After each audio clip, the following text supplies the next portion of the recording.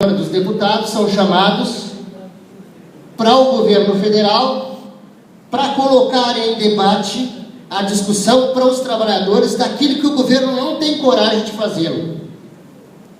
E chama a central e chama o Marco Maia para tomar frente desse debate e propor, que está muito claro para nós, a flexibilização do direito dos trabalhadores.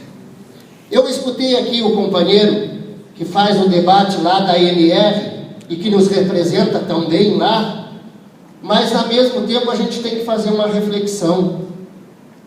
Está lutando lá com garra, talvez alcance que essa ANR seja aprovada, mas de repente ela pode ser aprovada e não ter validade nenhuma, porque está se discutindo o negociado sobre o legislado.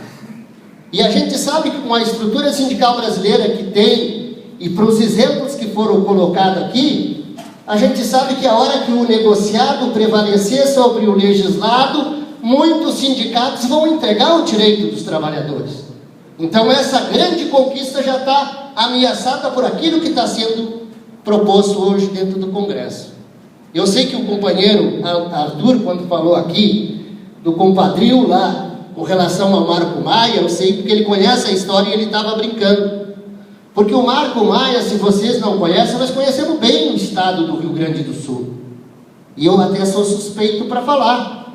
Porque todas as oposições que eu tive dentro da federação e dos sindicatos, o Marco Maia e o senhor Ciderley de Oliveira estavam do outro lado.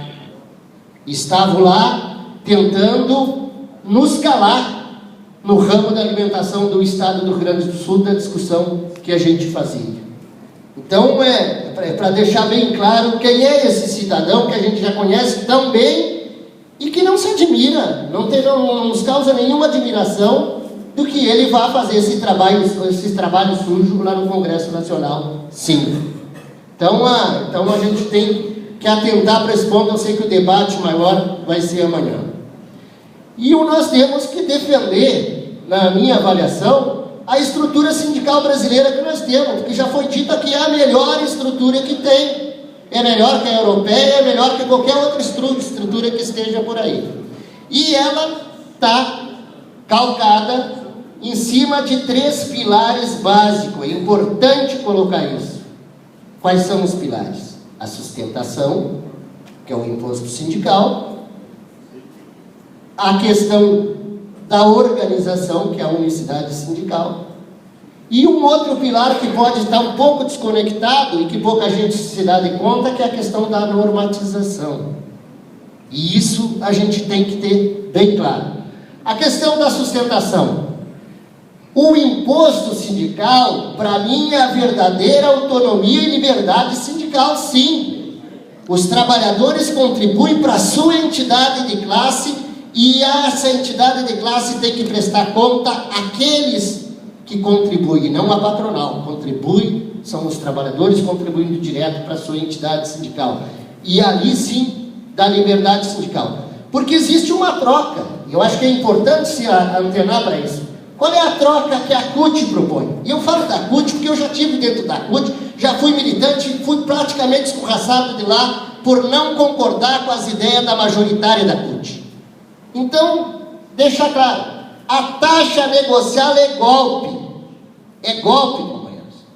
É golpe porque ela vem para substituir o imposto sindical, mas ela não vem sozinha, ela vem por parte. Logo atrás da taxa negocial vai vir o chamado contrato coletivo de trabalho. E o contrato coletivo de trabalho vai ser negociado pela cúpula. E o dirigente sindical vai ter apenas o papel de apresentar lá na sua categoria e fazer a assembleia e dar explicação quando a negociação for mal feita. Então nós temos que ter bem claro isso. E mais, aquele sindicato que não assinar o contrato coletivo de trabalho não vai arrecadar. Ele está fadado ao desaparecimento. Então é essa questão da sustentação. A questão da unicidade sindical é a organização dos trabalhadores em categoria. E isso está mais que aprovado no Brasil, e nós temos que manter a unicidade sindical. A pluralidade, para mim, é porcaria, para não dizer outra palavra, é a divisão e a subdivisão dos trabalhadores. E por último, eles já conseguiram o intento deles. E eu tive a prova numa plenária que eu participei no Rio Grande do Sul, há 2 semanas atrás, chamada pela CTB, pela Força Sindical e para as demais centrais sindicais. Para ser mais claro, a única que não estava lá era a Central Única dos Trabalhadores, a CUT.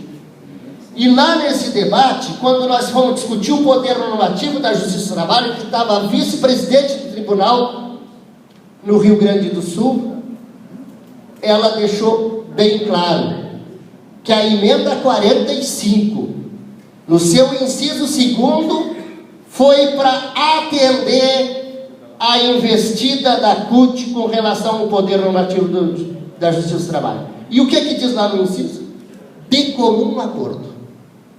Foi a única forma, naquele momento, isso foi dito para uma magistrada, foi a única forma que encontraram naquele momento para resolver o impasse, porque a Central Única dos Trabalhadores queria a extinção, pura e simplesmente, do poder normativo da Justiça do Trabalho.